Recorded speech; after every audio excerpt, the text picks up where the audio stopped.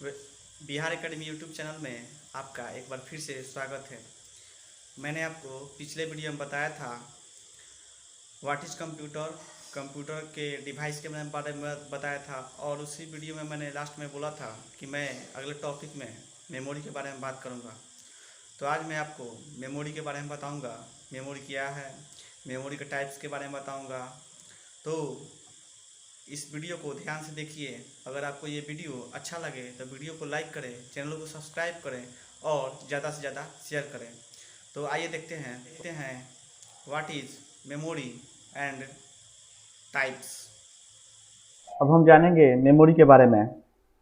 Memory क्या होता है, मेमोरी के टाइप क्या होते हैं। तो चलिए स्टार्ट करते हैं। व्हाट इज़ मेमोरी, मेमोरी क्या है, क्या होती है।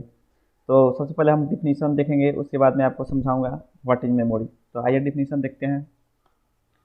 तो memory is the storage space in the computer where data is to be proceed and instruction required for processing are stored. Second line है the memory is divided into large number of small parts called cell. तो हम इसको एक example के तौर से समझते हैं। Memory just like a human brain, जैसे हम लोगों का दिमाग होता है वैसे कंप्यूटर में कम एक मेमोरी होता है जो एक दिमाग की तरह का है, जो सारे डेटा को, इंस्ट्रक्शन को और डेटा स्टोर रखता है अपने पास।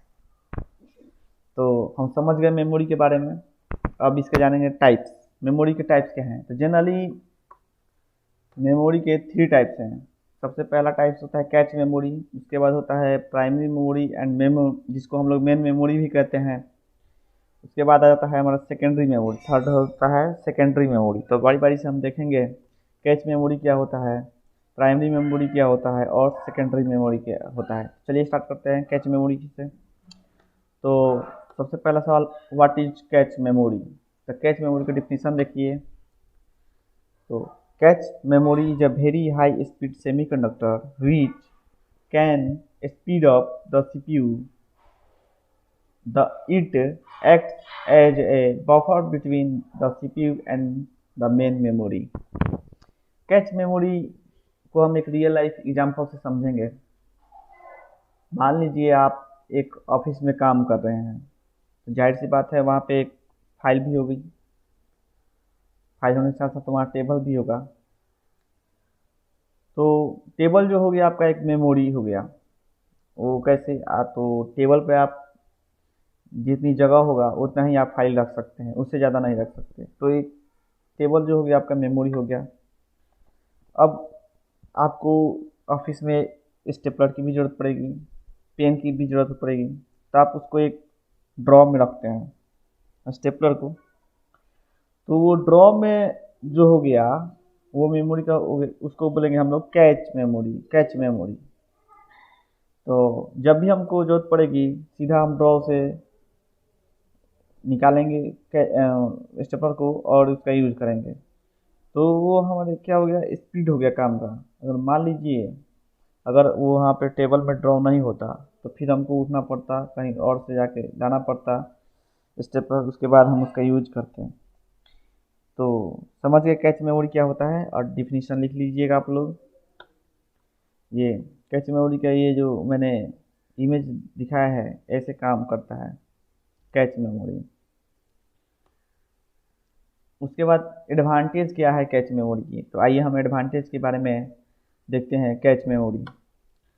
तो सबसे पहला एडवांटेज है cache memory is faster than main memory. Main memory जो होता है, जो जिसको हम लोग प्राइमरी मेमोरी कहते हैं, उससे फास्ट होता है cache memory. It consume less access time as compare to main memory. इसको हम लोग एक्सेस करने में कम टाइम लगता है मेन मेमोरी के कंपेरिजन में। It store the program that can be execute within a short period of time. यह प्रोग्राम को शॉर्ट टाइम पीरियड के लिए एग्जीक्यूट करता है। प्रोग्राम क्या होता है ये हम आपको बताएंगे जब हम लैंग्वेज शुरू करेंगे, तब आप समझिए। जब ये प्रोग्राम को एग्जीक्यूट कराते हैं तो ये शॉर्ट टाइम के लिए पीरियड के लिए करता है। It store data for temporary use. ये डेटा को परमानेंटली स्टोर नहीं करता है, टेम्परेरी यूज करता है। जैसे जिस डेटा का आप यूज बार बार करते हैं वो अभी स्टोर रहेगा, अगर आप इसका यूज़ करना कम कर देंगे चाहे नहीं करेंगे तो वहाँ से डिलीट हो जाएगा। तो ये होता है इसका एडवांटेज ऑफ कैच मेमोरी का। उसके बाद हम देखेंगे disadvantage of cache memory. Cache memory का सबसे बड़ा डिसएडवांटेज है cache memory has limited capacity. ये एक लिमिटेड कैपेसिटी का होती है। It is very expensive. इस इंटेंसिंग का मतलब बहुत खर्चीला होता है ये cache memory as compare to main memory. अब देखते हैं सेकंड हमारा टाइप हो गया मेमोरी का प्राइमरी मेमोरी, जिसको हम लोग मेन मेमोरी भी कहते हैं। तो आइए देखते हैं प्राइमरी मेमोरी क्या होता है। तो primary memory holds only those data and instruction on which the computer is currently work. It has a limited capacity and data is lost when power is switched off. It divided into two subcategory RAM and ROM. Primary memory जो होता है, जो computer में जो currently work होता है, currently जो computer work कर रहा है, जो डेटा और इंस्ट्रक्शन का यूज कर रहा है, उसी को ये स्टोर रखता है। जो करंटली वर्क हो रहा है, ध्यान से समझिएगा इसको, प्राइमरी मेमोरी को। प्राइमरी मेमोरी है क्या? तो जो कंप्यूटर करंटली वर्क कर रहा है तो उसका जो डेटा है, उस प्रोग्राम का जो डेटा है और इंस्ट्रक्शन है, वही वर्क करता है। It has a limited capacity. इसकी कैपेसिटी जो होती है लिमिटेड होती है, लेकिन और जब हम पावर को ऑफ कर देते हैं, जब पावर को हम लोग ऑफ कर देते हैं तो क्या होता है, उसके डेटा जितना भी होती है लॉस हो जाती है। जैसे मैं आपके मोबाइल में जो रैम होता है वही है प्राइमरी मेमोरी। जैसे आपका जो आज का एक पबजी गेम है जो 2 GB का है, तो जब हम उसको इंस्टॉल किए तो वो प्राइमरी मेमोरी में इंस्टॉल नहीं हुआ, वो आपके इंटरनल स्टोरेज, जिसको हम लोग हार्ड डिस्क भी बोलते हैं कंप्यूटर में, वहाँ पे इंस्टॉल हुआ। तो जब हम उसको रन करते हैं तो सबसे पहले कॉपी होके जाता है रैम में। तो 2 GB का गेम है तो आपका 2 GB रैम लेगा, स्टोरेज लेगा, तब जाके वो चलेगा। और जब उसको हम लोग क्लोज कर देंगे और मोबाइल को बंद कर देंगे तो हार्ड डिस्क में तो आपका इंस्टॉल ही रहेगा पबजी गेम, लेकिन रैम में जो अभी आप जो चलाए हैं वो सारी चीज़ डिलीट हो जाते हैं। तो प्रोग्राम को करंटली रन करने के लिए हम लोग प्राइमरी मेमोरी की ज़रूरत पड़ती है। अगर प्राइमरी मेमोरी अगर कंप्यूटर में ना रहे या मोबाइल में ना रहे तो चल ही नहीं सकता कंप्यूटर या मोबाइल। तो आप समझ गए प्राइमरी मेमोरी क्या होता है। ये होता है कंप्यूटर में जिसका ना ये एक रैम है, आप इसे देख सकते हैं। आप जानते हैं कैरेक्टरिस्टिक्स ऑफ प्राइमरी मेमोरी, इसके विशेषताओं के बारे में जानेंगे। तो सबसे पहला विशेषता है दीज आर सेमीकंडक्टर मेमोरी, या सेमीकंडक्टर का बना होता है। इसको हम लोग मेन मेमोरी के नाम से भी जानते हैं। यूजुअली वोलाटाइल्स मेमोरी, इसको वोलाटाइल मेमोरी इसलिए बोला जाता है क्योंकि पावर ऑफ होने पर इसकी सारी डेटा लॉस हो जाती है। ये वोलाटाइल मेमोरी को हम सेकंड लाइन में बताए हैं क्या है, data is lost in case power is switch off. उसके बाद आ जाएगा it is the working memory of the computer, इसको हम लोग वर्किंग मेमोरी भी कहते हैं। और सेकेंडरी मेमोरी से ये फास्टर होता है प्राइमरी मेमोरी। कंप्यूटर कैन, ये देखिए इस लाइन को, ये लाइन इम्पोर्टेंट है, a computer can not run without the primary memory. Primary memory के बिना कंप्यूटर रन ही नहीं कर सकता। अब आइए देखते हैं हम सेकेंडरी मेमोरी। सेकेंडरी मेमोरी क्या है, तो आइए जानते हैं डिफिनीशन के बारे में। This type of memory is also known as external memory या non volatile memory. Non volatile memory और एक्सटर्नल मेमोरी क्या होता है, इसके बारे में हम समझेंगे। जैसे आप USB हो गया आपका, वो भी एक्सटर्नल मेमोरी हो गया, CD हो गया, DVD हो गया, ये हो जाएगा आपका एक्सटर्नल मेमोरी। नॉन वोलाटाइल इसलिए हम कहते हैं क्योंकि जब पावर हम लोग ऑफ करेंगे कंप्यूटर का तो मेन मेमोरी में जितनी भी डेटा स्टोर है और इंस्ट्रक्शन स्टोर है वो डिलीट नहीं होती है। देखिए क्या लिखा है सेकेंड लाइन में, these are use for storing data and information permanently. ये डेटा और इंफॉर्मेशन को परमानेंटली स्टोर कराता है। CPU directly does not access these memory instead they are accessed via input output routine। तो इस लाइन का मतलब हुआ CPU जो होता है इस मेमोरी को डायरेक्टली एक्सेस नहीं करता है, उसके लिए हम लोगों को चाहिए होता है वो जो USB होता है, जैसे आप लोग देखते हैं USB टाइप होता है, तो वही होता है इनपुट आउटपुट रूटीन। उसकी ज़रूरत हम लोगों को पड़ती है, तभी जाके हम लोग इस मेमोरी को एक्सेस। जो कैसेट होता है उसको अगर कंप्यूटर में रन करें तो उसके लिए आपको एक DVD उसका हार्डवेयर चाहिए। अब सेकेंड लाइन है हमारा, the content of secondary memory are first transferred to the main memory and then CPU access. तो सबसे पहले जब हम लोग मतलब कोई भी डेटा को हम लोग एक्सेस करते हैं सेकेंडरी मेमोरी के, तो सबसे पहले क्या होता है वो मेन मेमोरी में ट्रांसफ़र होता है, उसके बाद हम उस डेटा का यूज करते हैं। जब भी हम आपको मान लीजिए पेन ड्राइव में या आपके सी ड्राइव में कोई भी वीडियो हो भी अगर हम उसको देखना चाहते हैं, तो जब हम उसको प्ले करेंगे तो सबसे पहले कंप्यूटर में सबसे पहले ट्रांसफर होगा, उसके बाद वो प्ले हो जाएगा। एग्जांपल के तौर पर आप देख सकते हैं डिस्क, CD-ROM, DVD, etc। उसके बाद देखते हैं कैरेक्टरिस्टिक ऑफ सेकेंडरी मेमोरी। इसके विशेषता के बारे में देखेंगे, सेकेंडरी मेमोरी के विशेषता। तो these are magnetic and optical memories, it is known as backup memory. इसको हम लोग बैकअप मेमोरी क्यों बोलते हैं, सेकेंडरी मेमोरी को हम लोग बैकअप मेमोरी भी बोलते हैं। तो ये सवाल भी उठता है कि इसको हम लोग बैकअप मेमोरी क्यों बोलते हैं। तो बैकअप मेमोरी हम इसलिए बोलते हैं अगर हमको कोई भी इम्पोर्टेंट डेटा है जिसको हम लोग रखना चाहते हैं उसको सुरक्षित, तो हम लोग क्या करते हैं उसका बैकअप बना लेते हैं इसमें, जो कभी डिलीट ही नहीं होगा।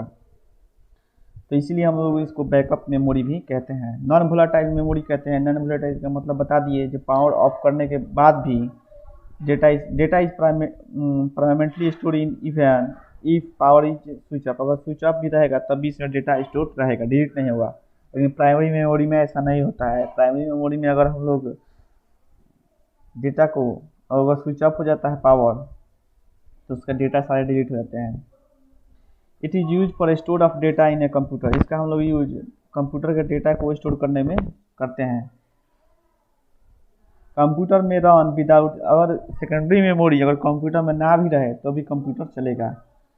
लेकिन इसका एक और कैरेक्टरिस्टिक है जो स्लोअर देन प्राइमरी मेमोरी है। प्राइमरी मेमोरी से थोड़ा स्लो है, स्लो वर्क करता है। तो हम लोग जान गए कैरेक्टरिस्टिक ऑफ सेकेंडरी मेमोरी। अब जानते हैं रैम।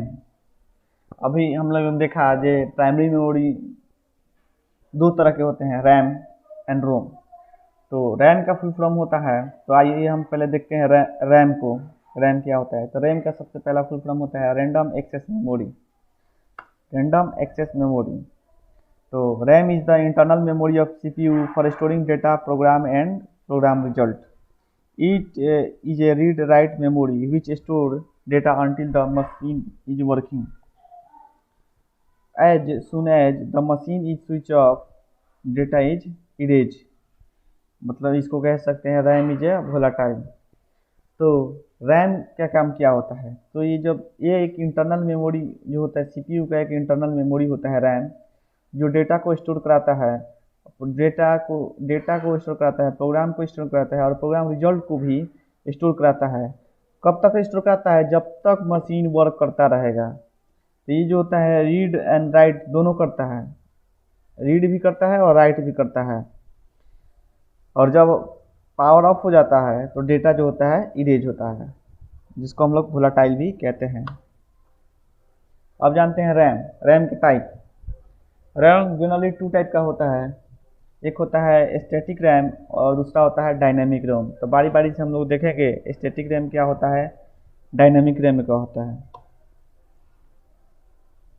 तो स्टैटिक रैम के बारे में जानिए, एस रैम जिसको हम लोग कहते हैं एस रैम। तो static random access memory is a type of random access memory that use cache memory and has very fast access. इस रैम जो स्टैटिक रैम जो होता है एक टाइप का रैंडम एक्सेस मेमोरी ही होता है, जिसका यूज हम लोग कैच मेमोरी में करते हैं और ये वेरी फास्ट एक्सेस होता है।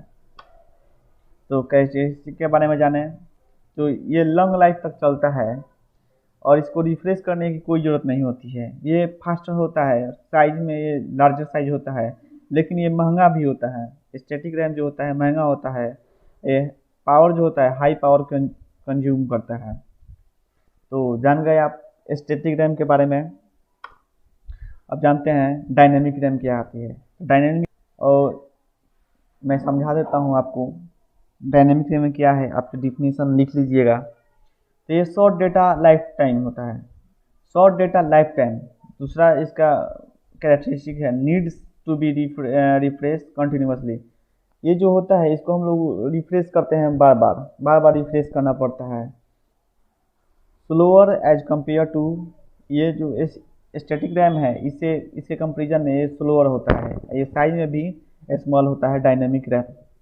तो हम लोग जान गए डायनेमिक रैम के बारे में। अब हम जानेंगे रोम के बारे में। रोम क्या है?